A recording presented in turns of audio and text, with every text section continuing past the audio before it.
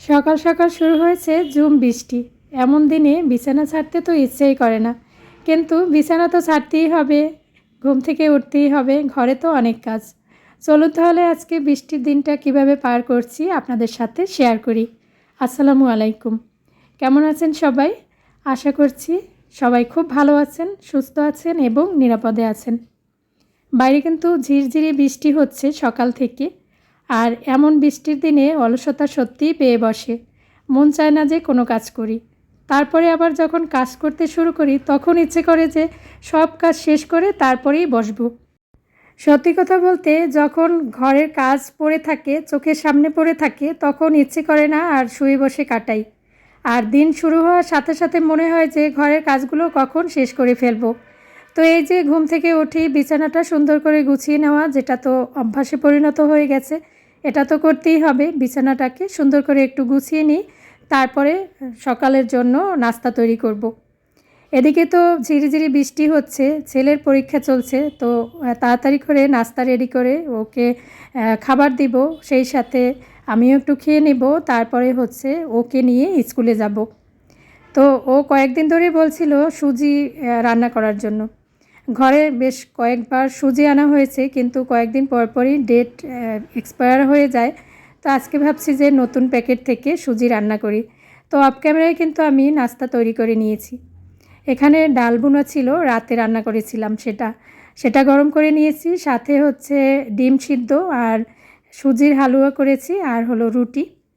সকালবেলা ঘুম থেকে উঠেই কিন্তু অনেক কাজ করে থাকি।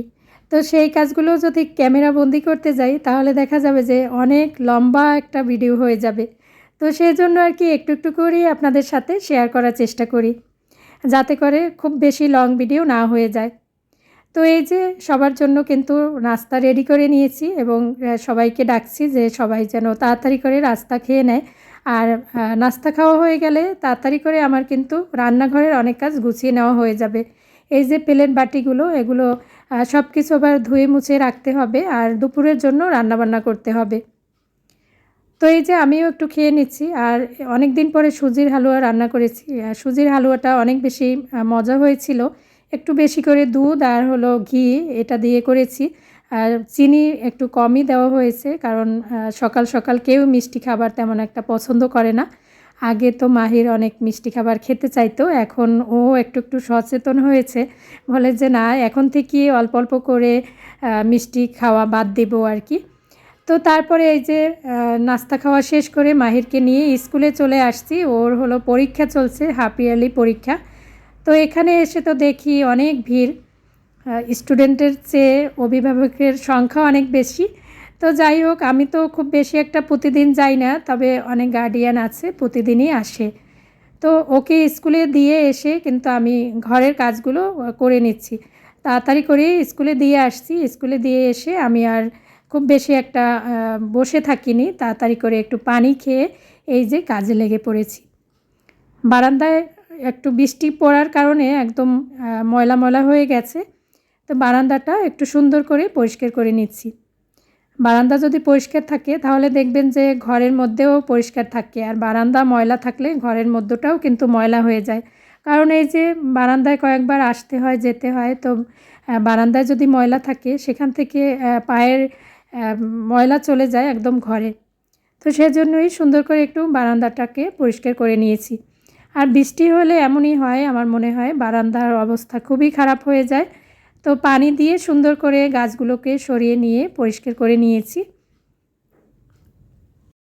সত্যি কথা বলতে কি, বাড়িঘর সবসময় পরিষ্কার পরিচ্ছন্ন রাখার জন্য পরিশ্রম করতেই হয়। পরিশ্রমের কোনো বিকল্প নেই। পরিশ্রম যত করা যাবে ততই কিন্তু ঘরবাড়ি সবসময়ের জন্য পরিষ্কার পরিচ্ছন্ন থাকবে এবং পরিপাটি থাকবে।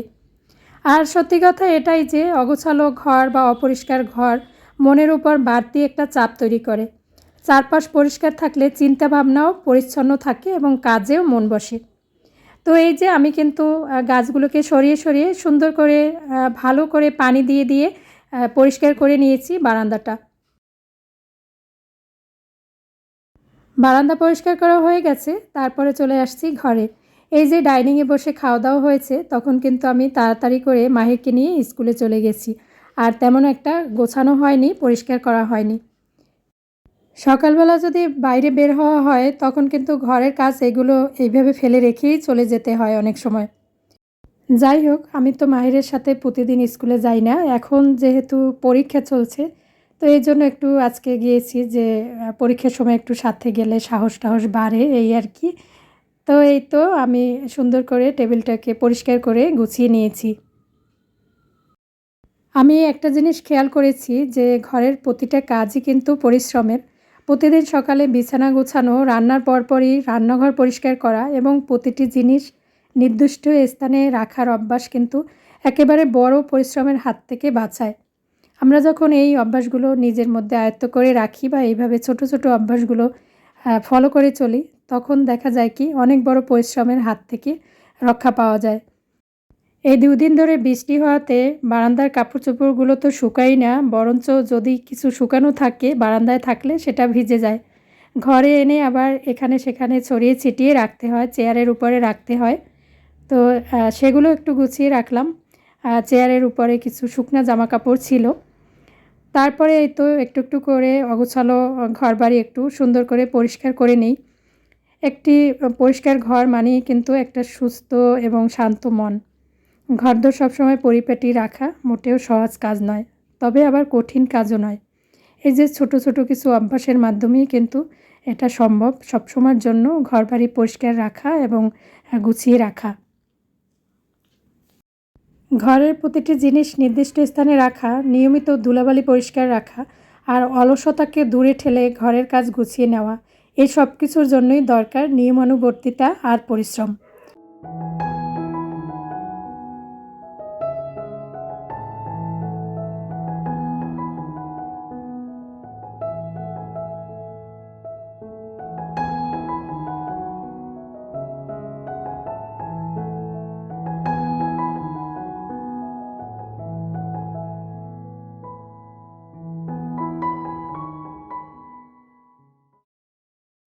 তো মোটামুটি আমার ঘর গুছানো হয়ে গেছে। এখন এই তো গাছগুলোকে একটু পরিষ্কার পরিচ্ছন্ন করে নিব। আর এই গাছগুলো দেখা যায় বৃষ্টি যখন আসে বারান্দায় রাখি, আবার ঘরের ভিতরে নিয়ে আসি। অনেক সময় বৃষ্টির পানিতে ভিজে একদম পানি ভরে থাকে এটার মধ্যে। নিচ থেকে যদিও একটু ছিদ্র আছে, তারপরেও অনেক সময় পানি যায় না। তো এগুলো একটু খেয়াল রাখতে হয় বৃষ্টির সময়। বেশি ভিজে গেলে, বেশি পানিযুক্ত হয়ে গেলে কিন্তু আবার এই গাছগুলো একদম গোড়া থেকে পচে যায়। তো গাছের একটু যত্নও নিয়ে নিলাম এই কাজের ফাঁকে। তো এই পাতাগুলোতে একটু পানি স্প্রে করে আবার সুন্দর করে মুছে নিয়েছি। বৃষ্টি আসলে দেখা যায় যে ধুলাবালি এগুলো মানে একটু ছিটে ছিটে এসে এগুলো আবার কাদা কাদা হয়ে যায়। তো এই যে আমি গাছগুলোকেও সুন্দর করে পরিষ্কার করে নিয়েছি, আর সেই সাথে একটু ঘরটাকে ঝাড়ু দিয়ে নিব।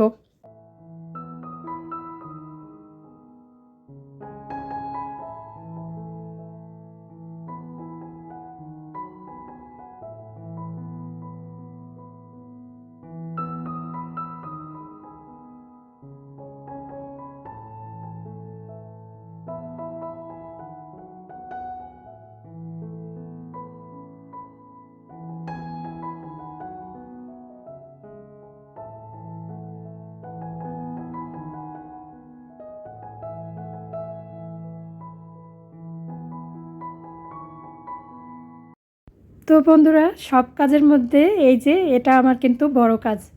এটা ২-৩ দিন পর পর করতেই হয়। একটু ডিটারজেন্ট দিয়ে, তারপরে হচ্ছে পানি দিয়ে পানি ফুটিয়ে নিই এই যে মাজনিগুলো। এগুলো কিন্তু একটানা অনেকদিন ইউজ করা মোটেই উচিত না। তবে যদিও ইউজ করি সেটাকে এইভাবে করে একটু জীবাণুমুক্ত করে নিতে হয়। আর সবসময় দেখা যায় কি নতুন মাজনি ইউজ করা হয় না। তো এজন্য যেগুলো ইউজ করি দেখা যায় ১৫ দিন বা ১ মাস এরকম। তো এইভাবে করে একটু মাঝে মাঝে ৩-৪ দিন পর পর পরিষ্কার করে নিই। আর তারপরে এই তো রান্না বসিয়ে দিয়েছি, একদম সহজ রান্না। আমাদের বাসায় তো প্রতিদিনই দেখা যায় ডিম থাকি সকালে, দুপুরে।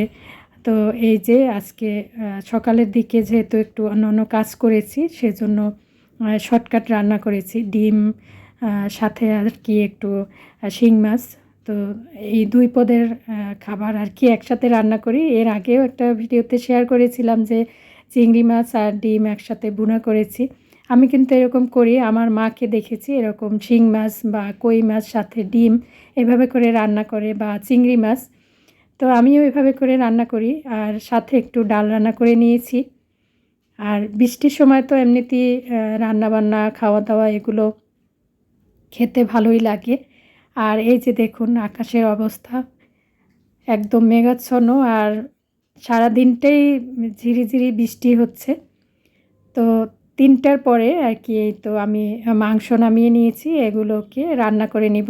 তো এখানে কিন্তু আমি সব মশলা মাখিয়ে, হাতে মাখিয়ে রান্নাটা বসিয়ে দিয়েছি। যদিও এই সময়টাতে ক্যামেরা বন্দি করা হয়নি, কারণ আমার হাতের কাছে ক্যামেরা ছিল না। তো এখন আর কি ভালো করে কষিয়ে নিয়ে গরম পানি দিয়ে রান্নাটা করে নিব। দুপুরে রান্নাবান্না খাওয়া দাওয়ার পরে একটু সময় রেস্ট নিয়েই কিন্তু এই রান্নাটা আমি বসিয়ে দিয়েছি রাতের জন্য। আর একটু বেশি করে রান্না করছি, যাতে করে পরের দিন সকালেও নাস্তার সাথে খাওয়া যায়, রুটি পরোটার সাথে। আর আমার মা সবসময় বলে যে মাংস একটু বেশি করে রান্না করতে হয়, বিশেষ করে গরুর মাংস। আর বেশি করে রান্না করলে এই মাংসটা মানে খেতে বেশি ভালো হয়। অল্প করে রান্না করলে কিন্তু গরুর মাংস খুব বেশি একটা টেস্ট হয় না। তো এটা আমি খেয়াল করে দেখেছি, সত্যি কথাই এই ধরনের মাংসগুলো একটু বেশি পরিমাণে রান্না করলেই খেতে ভালো লাগে। তো এই যে আমি কিন্তু অল্প আছে নেড়ে চেড়ে সুন্দর করে কষিয়ে নিয়েছি। তবে এই মাংসটা একদম নরম ছিল, অল্প সময়ের মধ্যেই সিদ্ধ হয়ে গেছে, এজন্য আর প্রেশার কুকারে দেওয়া লাগে নাই। তো এই যে আমার রান্না কিন্তু হয়ে গেছে। একটু ভুনা ভুনা করেই রান্না করেছি, কারণ আমার বাসার সবাই এবার ঝোল ঝোল মাংস থেকে আর কি এইভাবে ভুনা মাংসটা খেতে বেশি পছন্দ করে।